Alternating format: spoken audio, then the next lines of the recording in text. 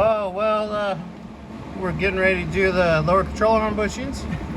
Yeah. But unfortunately, the thicker part of the e-brake cable. It's okay. Tomorrow we'll work on colors. You'll be fine. It's okay. Yeah. Is the way for the nut, right? Because of the design, it runs through here, which the e-brake cables have got to be replaced anyways. So the thicker part is literally in front of where the nut goes to hold the control arm. So there's our screw, and our nut is blocked by, there's almost no access to that. So we have to disconnect the e-brake. And next, never mind. Yeah. So now, we come up here to this. Isn't this just lovely, ladies and gentlemen? I mean, I know I want this on my car. I do. It's fantastic. It really is. I mean, I'm gobsmacked. Just on the new Mercedes? If I could put this on every car I own, dude, it would be amazing. 30 rack, and I got you on Saturday. Sounds good. Sounds good. So we have to clean everything up a little bit.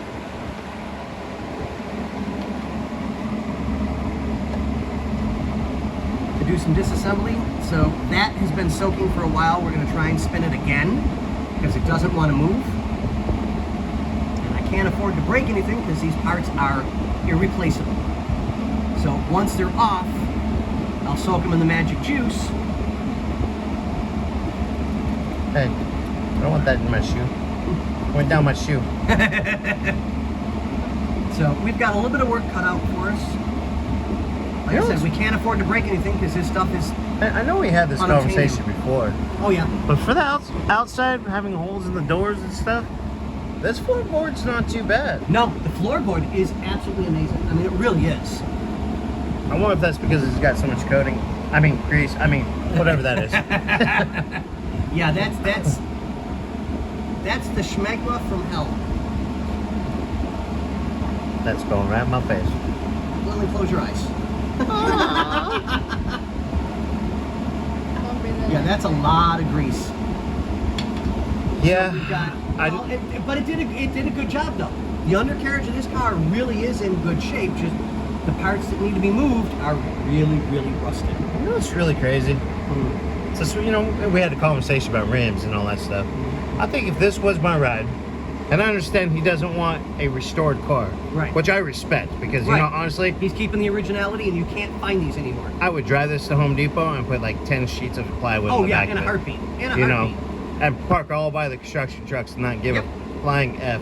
Yep, agreed. But I think if it was me, when the transmission and motor come out, I would actually pay for the undercarriage being cleaned up and sprayed. Yeah. Just to help keep it. Yeah.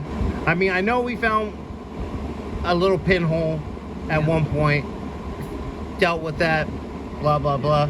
So just to kind of keep it going, because I believe, didn't we say this car is originally from the Bay Area? Yeah. You know, for people who don't really know, San Francisco area, north, a lot more salt in the air up that way. So yes, some cars, they just don't make it up there. Yeah. It's not as bad as like Minnesota. Or Minnesota, huh? Minnesota, huh? Or God, Canada, hey. Okay. But I mean that's personally me. But yeah, I love the car. I really, really do. I mean, it's got its issues, but you just don't find them like this anymore. It's definitely when it's done, it's a driver. Oh, it's gonna be nice. Yeah. It's gonna be nice. But on that note, ladies and gentlemen, back to wrenching and trying to get this off without breaking it. So we'll keep you updated on the next one. So in that case, later. Sayonara.